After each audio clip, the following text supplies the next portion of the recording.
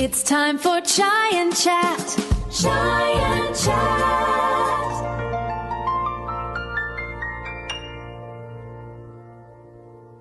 Hi, Sundari. Is it hot enough for you? Yes, it is hot, as they say. As you see, I've got my lovely summer dress on. Yeah. You're looking quite cool, even though it is very hot. It is superbly hot. So we're recording this in the middle of the UK heatwave in 2026, so it's June the 25th. We've been in the heatwave for a few days now, haven't we? And we had a little chat about this earlier on and thought we need to record our thoughts as well, because there were some conversations we've had. I don't know about you, but I've had people saying to me things like, is it hot enough for you? Brown people should be used to this heat. Do you get things like that as well? Well, interestingly, I'm listening to conversations where people are talking about how, people are being overly cautious. They're going, oh, why are they doing that? Why are they doing this? And because I'm from Malaysia, I keep telling people I'm from Malaysia. Well, we deal with heat differently because we're just right next to the equator. So our temperatures don't really change very much. So we're used to this sort of heat. So if anybody said that to me, I would be going, yes, I know all about the heat, actually. I also am a tan, darker skin, South Asian, but I grew up in the heat and I'm sort of used to it. Malaysian heat's a little more humid as well. So I was born here and brought up here, so I'm not used to the heat at all. But when people say to me, I'm like, maybe I should cope better with this, but I really don't, because I'm not used to those strategies like you are. So maybe that's the thing. Of course not. It's nothing to do with your where your heritage is from. It's where you've grown up as a well, let's child. jump into that in a moment. But as we start our iced chai chat, baby. Yeah, that's what it's going to be today. Iced chai here. Iced chai as well. Yeah, I've got mine here as well. So yes. Iced chai and chat today. We start off with a poem. So you've got a poem for us. Yes, let's do it. As you always challenge me and sent me something, and this is a good one. Cool. I'll read it, and then we'll just have a little discussion about the poem. Okay. So it's by a writer and poet called. English writer and poet called John Stammers. This was written in the late 90s. So it's quite a current, he's a current poet. So it's called Like a Heat Wave Burning. It was the hottest summer on record. We flew into rages at the drop of a pin. The heat made cacti of us all. I woke up hot crazy at 1 a.m. The day's sun had heated up the sky so heavy it felt like being ironed. We sat on the curbside like hot bananas, and Jane read me the Miranda of our future lives together. There would be no future lives together. I'd never heard the night jay squawk so damnably shrilly in the still, stilly. My eyeballs made sinuous rills. I sloughed on my sandals and loped onto a streetcar named Expire. Tires welded cars to the road. I got out my character and began the tasks of a lifetime. Pine trees collapsed in a dead swoon all over the place. Believe you me, honeydew features. It was hot. I love this poem because it captures the surreal and oppressive atmosphere of one of the hottest summer days on record, I think, at the time. And the physical stifleness of the heat, but with the emotional breakup that he's having as well. Love all those sort of humorous and extra bits, the curbside like hot bananas. I love all the metaphors he uses. Pine trees collapse in a dead swoon. But some of it is really descriptive of how hot it is. And the way he's clever enough to, the streetcar named Expire, obviously, is from the Tennessee Williams play, Streetcar Named Desire. But Tennessee Williams obviously wrote those sorts of plays that were set in a hot southern atmosphere, like, a hot cat on a hot tin roof. And right now I'm sitting here and I'm feeling all those feelings because very hot. The reason why I'm laughing is because it's the way you say the word hot. It's like, hot. Yeah. When you listen back to it, it's quite funny. I mean, when I was listening to that, it made me think, I'm going to listen to this in winter, because just listening to it made me feel hot. You really felt hot. It's because I'm feeling really hot at the moment. I used to, I'm sitting in, it's a lovely room. It's got high ceilings, but it's still hot. There's going to be a lot of that word today, that three-lettered word being used at the moment. So, as you know, I mean, I'm lucky. I've got air conditioning in my house. Oh, stop showing off.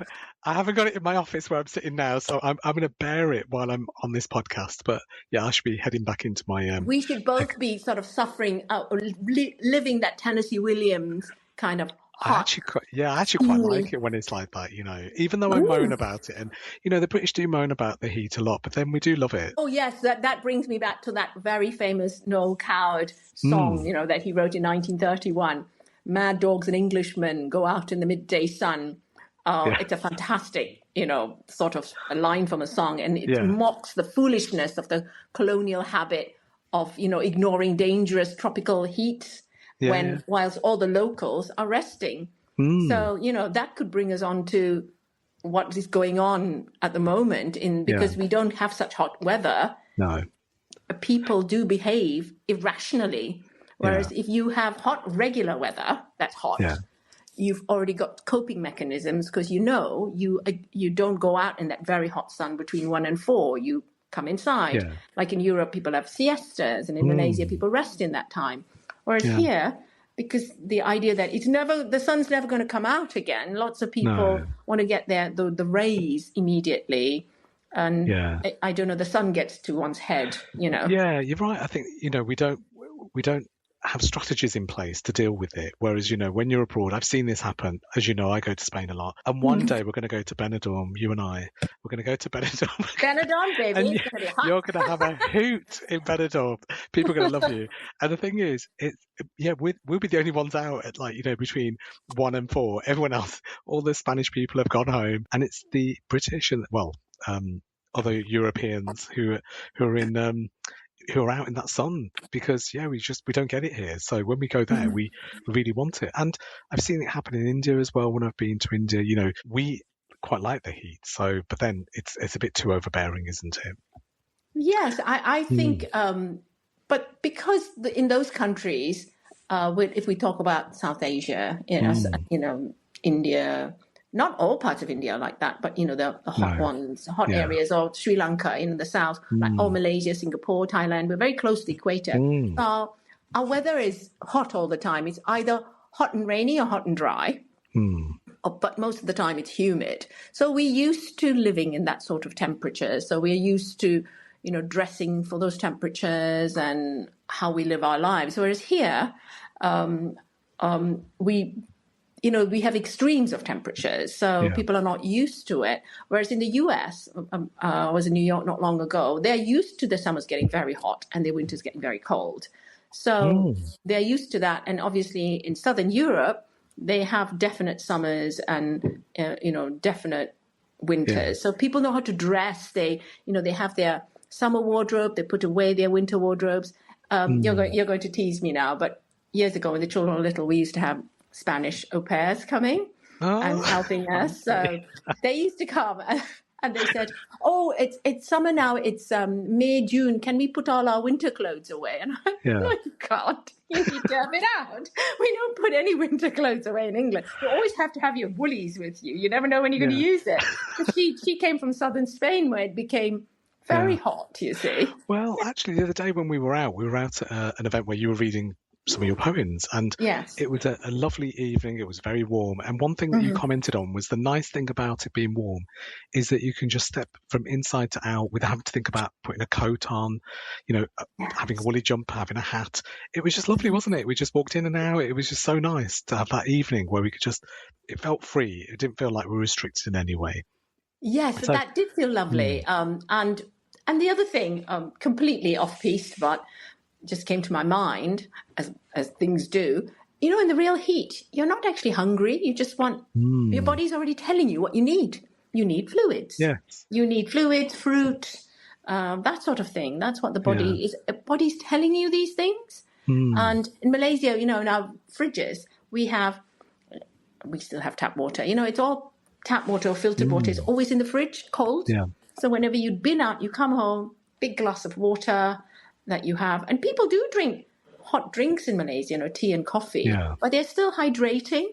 And we still eat spicy foods, but we're it's still all sort of food of vegetables, and it's sort of low, sort of carbs and vegetables, but it's not heavy foods that people are eating. So that idea is you must only have cool drinks. We have a mixture of them. Yeah, and we'll go back to those sort of things around food and drinks, because I think that's really important, isn't it, about what makes you warm or cold or whatever. But I think one thing to dispel straight away is that myth that there's little evidence that people of South or Southeast Asian ancestry are genetically adapted to tolerate the heat better simply because of their ethnicity. And this is the thing that really annoys me, because all through my life, I've always had these comments made to me by white people saying, oh, you should be used to this, or, oh, do you feel back at home? I'm like, well, I was born in Willenhall in the Black Country. So it's like, it's been cold all my life. And so I'm not used to this heat. But yeah, that hot enough for you, you should be okay. I think, it's not about that. It's about how you tolerate it and how you cope with it. Absolutely. I see people say those things to me, and for me, it's a genuine thing. Yeah. I'm going, but you've got the strategies. Yeah, so it's strategies, not ethnicity. So yeah, it's strategies. Yes. But even some of my Malaysian group were saying, oh my goodness, the heat wave, it's hot. And I'm going, but no aircon. Aircon. Yeah, that's the thing. We're not used to it. I got aircon a few years ago for the 2 days of the year that we have a heat wave, and this year it's extending to 3-4 days. I'm so pleased. Switch on the aircon. Wow. I'm so glad I made that investment. It's worth every penny. But so, I mean, in the UK, what I found when I was younger, it was that we were always out anyway as kids. So we were out. It didn't feel hot. We didn't have jobs to do. My parents worked in factories, so it was very hot for them. But we had houses that trapped the heat. They were cold in the winter and too hot in the summer. And then trying to sleep was always a tricky thing. I hate those nights where you can't sleep. But how about for you? What was it like for you when you were young? Okay. So the first thing to say is if we talk about school in Malaysia, schools in those days, we start school about 7:30 in the morning. Okay. So, and we finished school about 1:00. So we were home before the heat of the day. So school times were arranged differently. Sunrise was about 6:30 in the morning. So you were up early, but you came home from school, and then you probably had lunch, and then you had a little siesta. And our houses were cool enough, really, because they were brick houses with open windows. So when you slept at night, you could open the windows. And then a lot of the houses had ceiling fans. So you'd have a ceiling, and they always made a noise, but it kind of lulled you to sleep. Yeah. I suppose that was our sort of whale music, really. It was the groaning of the fan that set us to sleep. But everybody wanted the fan set at a different speed, so that was very interesting. Yeah. And then when we had table fans, then if you were hot, you could have a little table fan. Because I used to share a bedroom with my younger brother and my grandmother. So, everybody had something that they liked or didn't like. Yeah. And what were we saying in terms of the houses? Yeah, so we had parquet flooring or terrazzo or something. So houses were cool, so you walked around and you were cool. And we only ever dressed in one way, a shorts and a T-shirt. So we were used to that. But nighttime still could get a bit hot. Nowadays, a lot of people have sort of moved with the time. So houses can be air-conditioned. In our house in Malaysia, we have a very open plan house, but some of the bedrooms are now air-conditioned. The only thing with air conditioning is it can get a little musty. It doesn't have that freshness because you can't. If you open the windows, then you've lost that. So that's the one thing. I do like the breeze blowing through, having windows open on either side so you get a cross breeze going through. Yeah. Yeah, I know what you mean because I'm asthmatic. So for me, it does make me feel a little bit strange. It's not, it's artificial, isn't it? One of the experiences I had when I was younger was going to India when I was 9. And it was the first time I remember going to India. I went when I was very young and I don't remember that, but I went to a small village in the Punjab and I went in, I think it was April, May or June, something like that. And it was so hot. And my relatives remind me of that time when they said, oh yes, when you came when you were 9, it was so hot that summer. And I was not used to this at all. And in those days, this is going back in the mid-80s, they didn't have the air conditioning systems they have. They had like a fan, things like that, ceiling fans. But it was unbelievably hot. And I remember people sleeping outside on these like outside beds. They're called munjir. And I remember just lying on one of these outside, just looking at the trees and thinking, this is amazing. Just being able to look at the stars and sleep outside, bitten to death by mosquitoes. But anyway, it was, I mean, it was so nice though, just to have that sort of freedom. But yeah, with a very hot summer, I remember that. And after that experience, I didn't really want to go back again because whilst I was there, it was lovely. But when I came back, I had this sort of fear of that heat. But yeah, since I've been back many times and I love it. It's interesting what you were saying about sleeping outdoors. It just reminded me when we were in Marrakesh, a lot of those houses, the rooftops are flat, and because it was very hot, people used to sleep out there. And of course now a lot of those places, they've turned this rooftop into bars, haven't they? So but I think that idea was you could sleep on the roof. In Malaysia we did sleep obviously still indoors, but you could open the doors and sometimes people just slept on a mat on the floor and it was cool. There was lots of, different sleeping arrangements when you were hot. You could sleep downstairs, you could sleep upstairs. That sort of very strict regime of where people sleep and how you dress, it's a lot more casual at home. Because, sometimes you've got this lovely kaftan, a cotton kaftan, and you feel really nice in it. You think, I'll just sleep in that as well. And I'll wake up in the morning and, switch to another kaftan or something like that. You're right. That's what it's like in India. It's very weird here, isn't it? In the UK, that it's very ordered with things. And I think the heat, I think it lends itself to that though, doesn't it? It's like, you'll just go where it's cool. I do love all that about hot countries. In Spain, I go to a lot, and I love that way of working where, they start early, they finish around lunchtime, have lunch, have a siesta, start again in the evening. In fact, we tend to sleep during the day and then go out in the evening when it's nicer. And I love those sort of night markets and night bars, so much better. So, I myself like a cheeky siesta whenever I can, even here. So, why not? Exactly. A little refreshing 20 minutes is good for you, I think, if you can manage it. Yes. Yeah, I do that all the time. I do all through the year, not just in the summer. But I think, power nap. So how do you keep cool now? What sort of techniques would you use? I mean, just to say to people, people know who have listened to our podcast before that you're a medical GP by background. Yeah. I'm a public health practitioner and a PhD doctor. So both of us have worked with people around health issues. So this is one of the things we were talking about the other day about the impact on people's health and well-being. So what sort of things would you say, tips would you give to somebody? Right. I suppose personal tips that I would use is, have nice cool showers. So that's quite nice.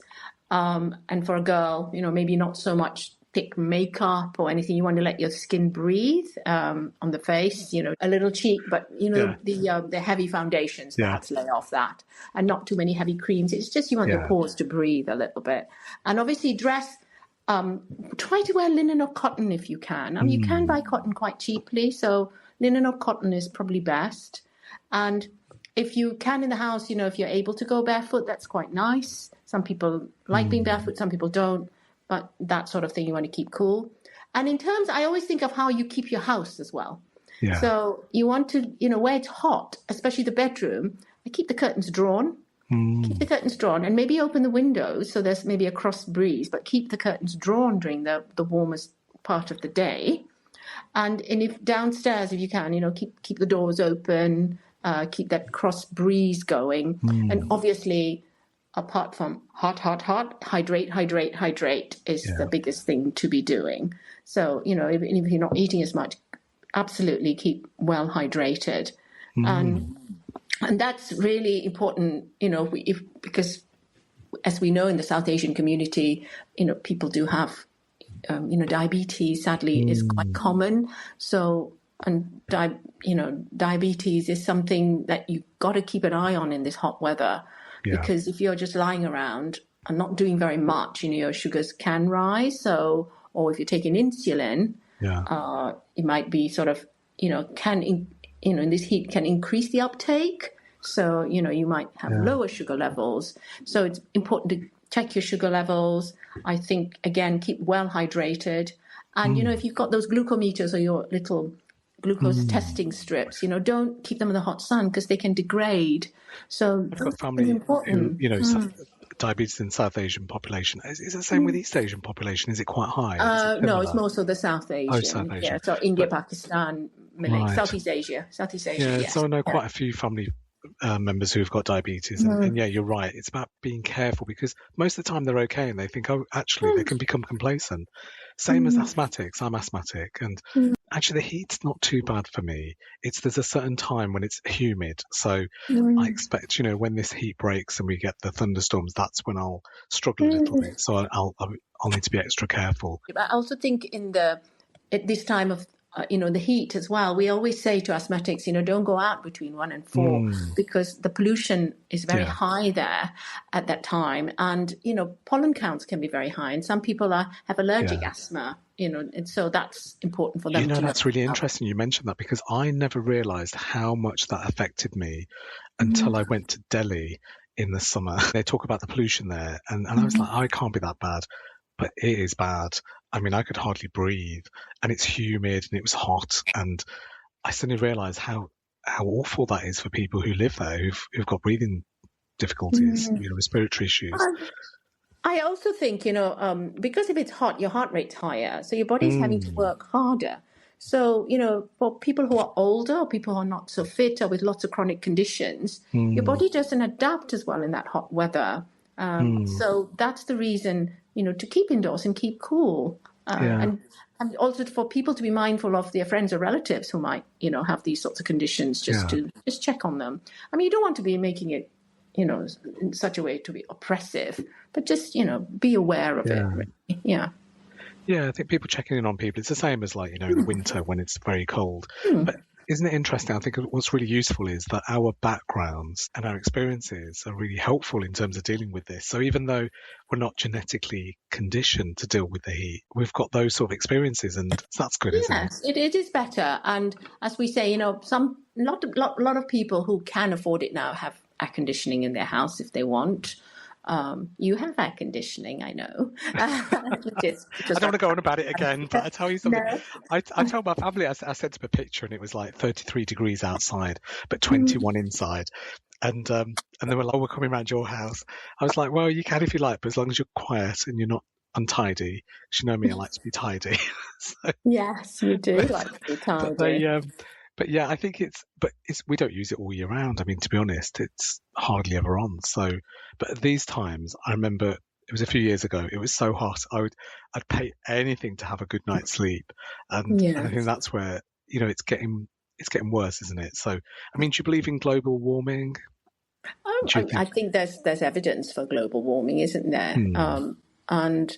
But it's that idea that, summers are hotter, but then I suppose if you're going back to the 70s, I wasn't here then, but some people did say there were some very hot summers there, but this is happening quite regularly. And there's talk about, because I'm a gardener as well, and you're a gardener, maybe we should rethink the type of plants we plant, plants that maybe cope better in this sort of heat.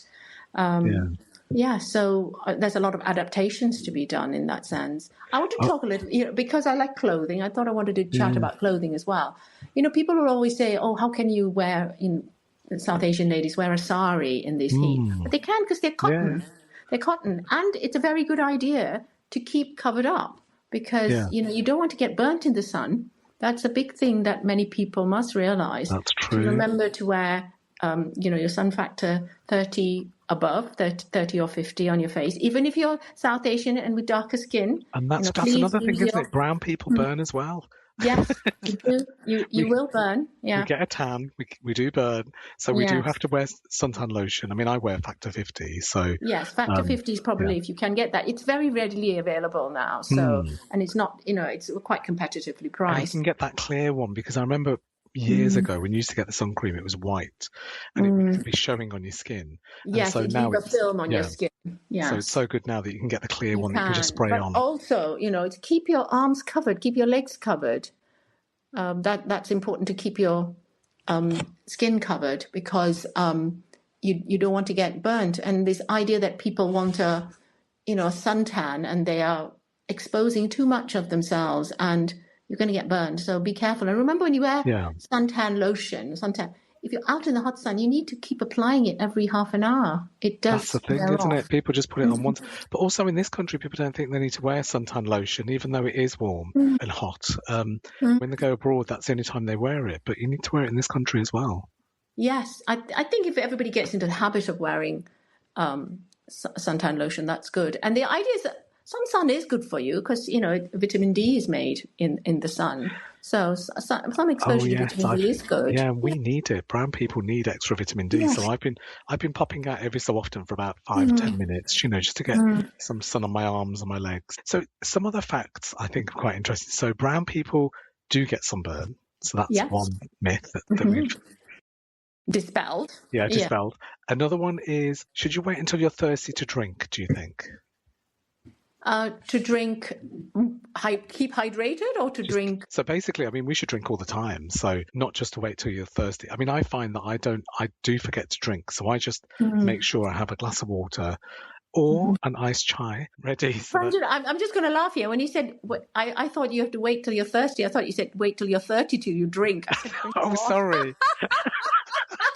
Oh, you mean alcohol? See, you've got champagne on your mind again. It's possibly not a good thing to be drinking a lot when it's very hot.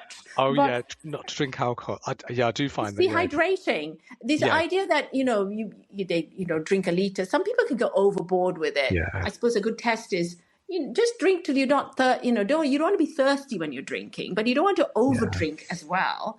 And I know people sometimes keep an eye on their wee to see whether it's dark or not. So you want to, lightish coloured wee is what you're looking for. Sometimes I find that if I've got a headache or I don't feel too well, it's often because I haven't had enough water. So I have a glass of water, a couple of glasses of water, and I feel fine. And also sip it gently. Don't just down it in one go. I think that's the other thing people forget.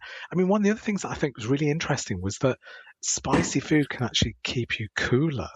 Have you heard about this? Well, obviously I've not quite heard about it, but that's why we probably eat spicy foods in Malaysia, because I think you might sweat a little bit and then you're just cooling yourself in that way. So we like to have hot drinks and eat spicy foods even when it's warm. Yeah.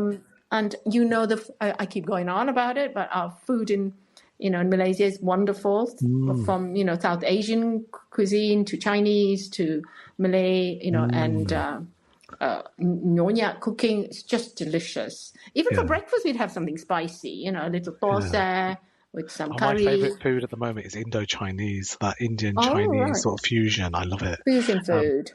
So I think, hot food can make you feel cooler because you'll sweat, and so that actually helps. And then you're having your drinks with it as well. And it's true in Malaysia, a lot of people are having, with our food, we always have water. They always serve you table water. They're not serving other things really. On the whole, they give you water, which is a good thing to be having, really. And mint tea, you were talking about the other day. That is really refreshing, and it's hot, but it actually cools you down as well. Cools you down. In Malaysia, you can get coconut water, so that's delicious. The lassis and things are fine, but they're very concentrated, and that can make you thirsty if it's got too much sugar in it. Yeah.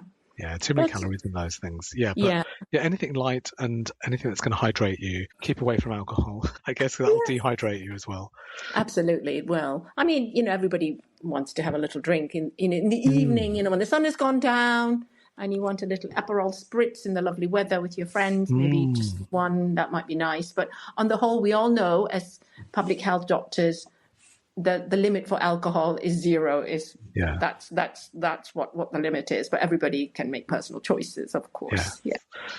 True. So what's the one thing that you've learned from your own culture about coping with hot weather? What's the one thing you want to share with people? Oh, I suppose this thing about keeping away from the midday sun, 1 till 4 o'clock, if it's very hot, please don't go outside. There's no need to go outside. So I will do that. And a lot of the other tips about keeping cool, wearing cotton, but that's the most important. If you, be very careful about that. And if you are going out, please wear sunscreen. This is my very sensible, wearing my very sensible hat, doctor hat, but because you got to remember it's hot, hot, hot. I love the way you said that. It's going to be your theme tune now, hot, hot, hot. So I think for me it would be about clothing as well, about, wearing light cotton. Asian people wear kurtas or salwar kameez or saris, those sorts of things. But, people are wearing more linen these days as well. So linen loose shirts. And as you say, keeping out of the heat in that hot sun and just working differently, I think. And people are able to work more flexibly, which is great. So, but if you have to work in it, look after yourself. So, okay. Cool. So I think I love the way you said "cool." It's to. I know I kept on saying it in this episode. Contrast to my hot. Yeah, hot should be a thing instead of saying cool. I think I love this iced chai episode. I think it's been really useful because I think one of the things we both thought was we've got a lot of people listening to this podcast, and we thought it'd be good to put something out there that tells people how we cope. That is timely, and it's it's useful for them. And also dispels those myths. So brown people do feel hot as well. but we've got these strategies now that we've shared with everyone. So hopefully everyone will feel cool. Yeah, we want people to enjoy it as well, and not not to feel oppressed by the whole thing. So hopefully they'll find some of these tips helpful, and they can be cool in the hot. Yeah, stay cool, Sundari. I'll chat to you next time. Take care. Bye, darling. Bye. Bye. Chai and chat.